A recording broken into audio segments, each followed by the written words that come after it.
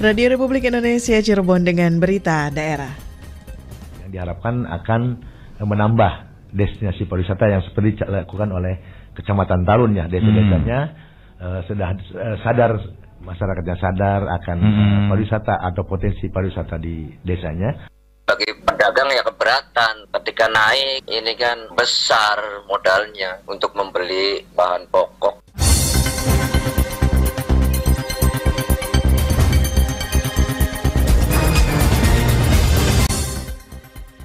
Sari berita, pengembangan destinasi pariwisata di Kabupaten Cirebon terkendala terbatasnya investor dan masih minimnya kesadaran masyarakat akan potensi wisata di daerahnya. Para pedagang Pasar Baru Indramayu berharap pemerintah mengkaji kembali kenaikan harga BBM.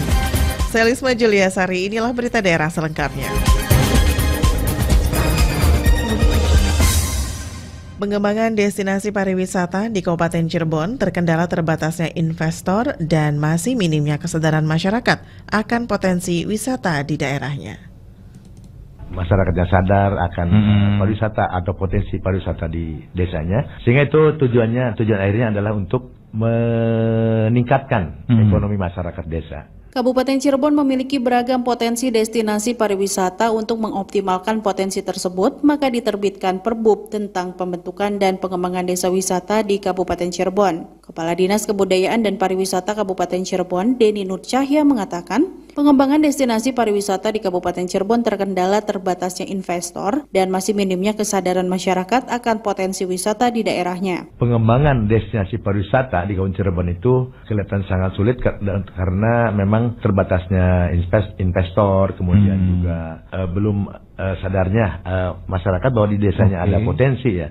Nah, itu maka strateginya itu untuk mengembangkan atau mengoptimalkan pengembangan desa wisata di Kabupaten Cirebon, yang diharapkan akan menambah destinasi pariwisata yang seperti dilakukan oleh Kecamatan Talun ya, desa-desanya sudah sadar, masyarakatnya sadar akan pariwisata atau potensi pariwisata di desanya, sehingga itu tujuan akhirnya adalah untuk meningkatkan ekonomi masyarakat desa. Denny Nur Cahya mengatakan dengan kesadaran terhadap potensi di daerahnya akan menambah daftar destinasi wisata di Kabupaten Cirebon dan meningkatkan ekonomi masyarakatnya.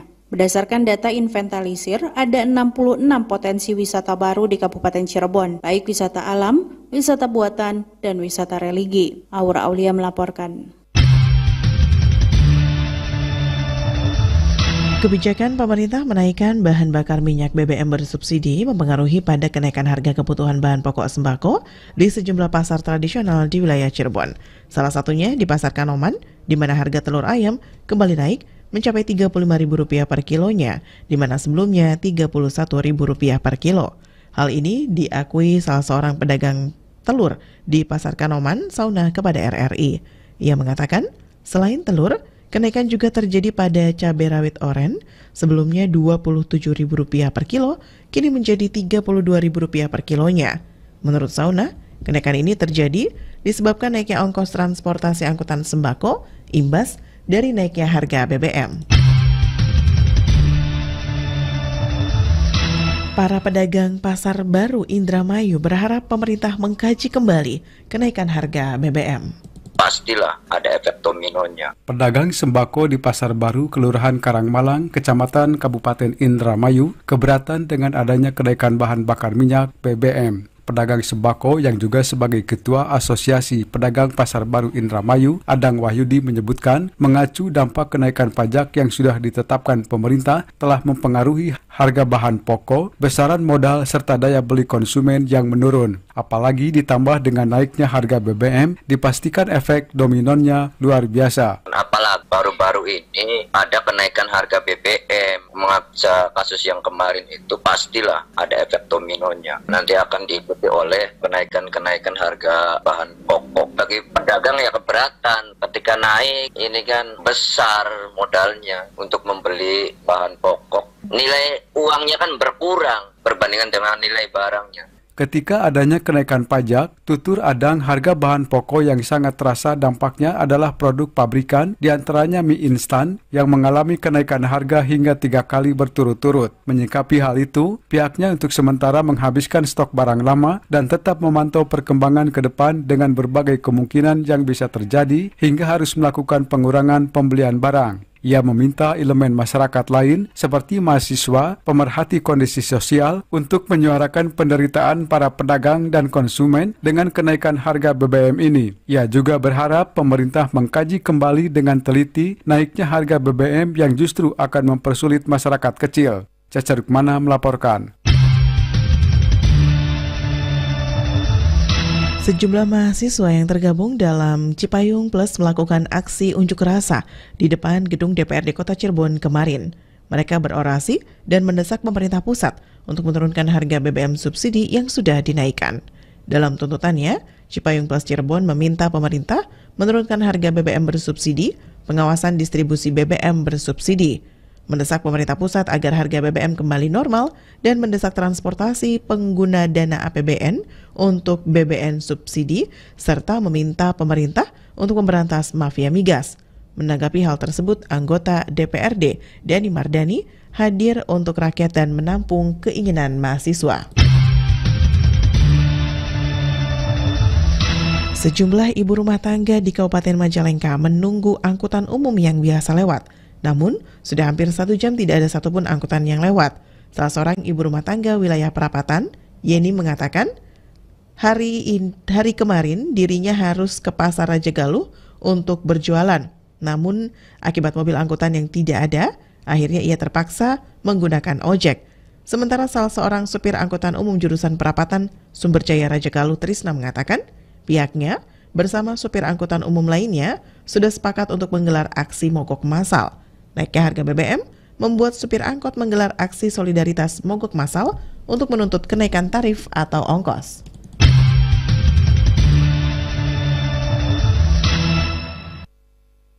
Fraksi PKS Kabupaten Kuningan menilai dengan kenaikan BBM, pemerintah tidak peka. Kemarin ada pengumuman kenaikan, kita kecewa sekali.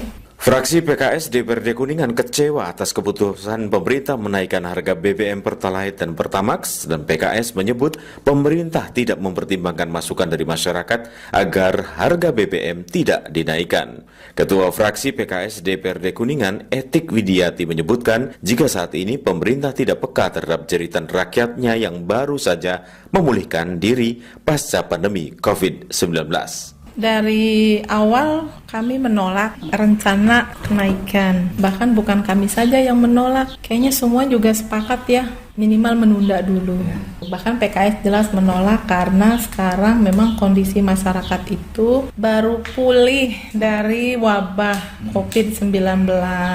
Semua anggaran dari pemerintah juga memang kan kita difokuskan untuk pemulihan pasca pandemi. Bahkan kemarin juga HUT Republik Indonesia itu pulih lebih cepat, bangkit lebih kuat. Kita lagi pulih. Jadi ketika kemudian di siang hari bolong kemarin ada pengumuman kenaikan, kita kecewa sekali. Meskipun nantinya akan disalurkan BLT, namun BLT yang diberikan tersebut untuk the bottom of pyramid atau orang miskin terbawah. Sementara sambung Etik dengan bergesernya garis kemiskinan karena kenaikan harga BBM bersubsidi, maka akan muncul orang miskin baru yang sebelumnya ada di garis kemiskinan. Bihana Alwansa melaporkan.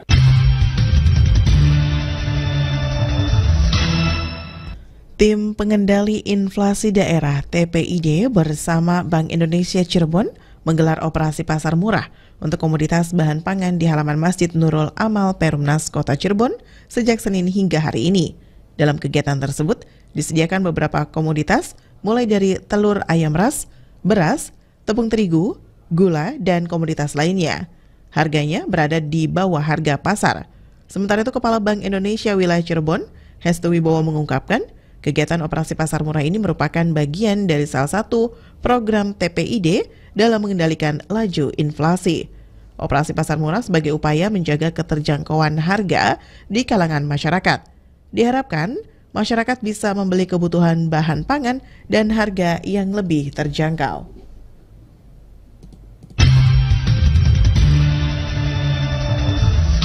Revitalisasi rumah potong hewan RPH yang baru di Kabupaten Cirebon masih menunggu kucuran anggaran. Selengkapnya dilaporkan Yulianti. Untuk bisa membuat rumah potong hewan yang representatif ini. Rumah potong hewan RPH milik pemerintah daerah Kabupaten Cirebon di Bat Embat kondisinya kurang representatif. Sekretaris Dinas Pertanian Kabupaten Cirebon Dr. Hewan Encu Suswaningsih mengatakan, upaya mewujudkan RPH yang representatif masih menjadi pekerjaan rumah yang besar karena membutuhkan biaya yang tidak sedikit. Itu juga menjadi PR buat kami di sini yang tengah berupaya juga untuk mencari dana agar kami memiliki rumah potong hewan yang representatif. Tanah juga alhamdulillah Pak Bupati sudah memberikan, kemudian DD juga sudah ada, tinggal dana yang kami masih terus berupaya gitu untuk bisa membuat rumah potong hewan yang representatif ini. Dalam program revitalisasi RPH ini, tambahan Cusus Baningsih, rencana lokasi RPH yang akan dibangun berada di Desa Kenanga, Kecamatan Sumber, seluas 3 hektar. Areal tanah tersebut merupakan aset Pemda Kabupaten Cirebon, sehingga aman dan kecil kemungkinan untuk dibangunnya permukiman warga. Diakuinya renovasi RPH lama di Bat Embat sudah tidak mungkin dilakukan pengembangan seperti instalasi limbah karena padat penduduk dan areal yang sempit kurang dari 1 hektar. Apalagi jika diterapkan pembuatan sistem alur pemotongan hewan yang sesuai ketentuan akan mengalami kesulitan dengan kondisi yang ada.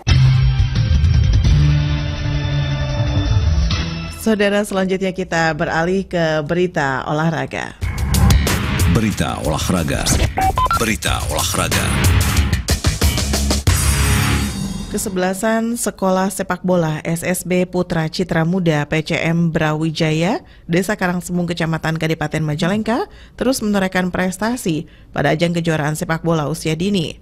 Manajer SSB PCM Kadipaten Brawijaya Majalengka, Adi Saripudin, merasa bersyukur dan bangga dengan pencapaian prestasi anak didiknya. Ia berharap semakin seringnya anak-anak mengikuti kejuaraan sepak bola di tingkat kabupaten hingga provinsi dan nasional, bisa mengasah talenta serta mental agar bisa membawa harum nama Majalengka melalui sepak bola.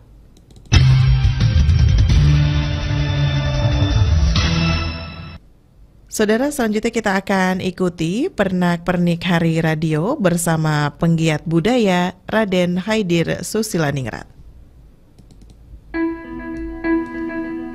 Assalamualaikum warahmatullahi wabarakatuh. Nama saya Haidir, saya pegiat budaya aktif di komunitas Pusaka Cirebon, Kendi Persula, dalam rangka ulang tahun RRI yang sebentar lagi akan kita rayakan di tanggal 11 September. Sedikit yang ingin saya ungkapkan, tidak terasa keberadaan radio ternyata sudah cukup panjang sejarahnya, 4 generasi ya yang saya alami di keluarga saya. Dari cerita-cerita kakek saya itu lahir tahun 1901, sudah cerita tentang radio. Kemudian zaman ibu saya, zaman saya sampai saat ini sudah zaman anak-anak saya dan cucu saya sudah lahir. Dan radio masih eksis, luar biasa. Kalau bicara radio, tentu tidak lepas keberadaan Radio Republik Indonesia RRI. Buat saya sendiri itu melekat di sepanjang perjalanan hidup saya. Ketika saya sekolah dulu, kalau saya keluar rumah dan terdengar nada khas menjelang berita jam 7, itu artinya situasi gawat, karena artinya saya kesiangan. Saya bakal terlambat sampai ke sekolah. Itu yang bisa saya ingat ya, kenangan masa lalu waktu zaman sekolah. Saya juga punya kenangan di masa kecil dulu, kalau kita masuk ke kampung, saya tinggal di Kali Tanjung, itu khas sekali siaran-siaran RRI, siaran pedesaan. Biasanya di selepas maghrib ya, dan menjelang malam ada acara wayang atau kesenian yang biasa menghibur masyarakat. Saya yakin bukan hanya saya sendiri yang mengalami, tapi banyak di generasi saya yang mengalami seperti itu. Dan menghadapi era digital di awal-awal tahun 2000-an, akhir 90-an, saya kira akan ada beberapa media yang bakal tenggelam dengan kemajuan era digital. Ternyata keberadaan radio tetap sampai hari ini masih eksis, apalagi RRI. RRI itu nggak ada matinya selama 24 jam terus mengudara ya. Karena saya juga pernah mengikut dialog di RRI dini hari jam 3, jam 4 pagi. Ternyata RRI sekali di udara tetap di udara ya, beneran. Karena di jam-jam seperti itu ternyata banyak pendengar RRI yang masih aktif mengikuti siaran RRI, interaktif, ramai, ada yang memberikan sumbang saran, pertanyaan dan sebagainya. Jadi ini sangat luar biasa sekali bagi saya RRI. Mudah-mudahan RRI tetap eksis, mudah-mudahan masyarakat juga masih terus bisa mendengarkan RRI sebagai salah satu sarana komunikasi untuk mendapatkan baik itu informasi maupun hiburan. Selamat ulang tahun untuk RRI, sekali di udara tetap di udara, semoga tetap jaya. Terima kasih. Wassalamualaikum warahmatullahi wabarakatuh.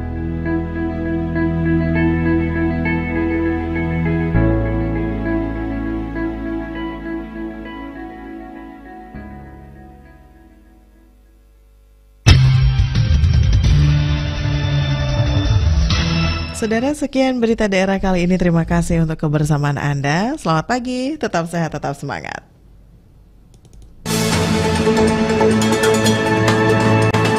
Demikian rangkaian berita aktual pagi ini dalam Buletin Berita Daerah Radio Republik Indonesia Cirebon.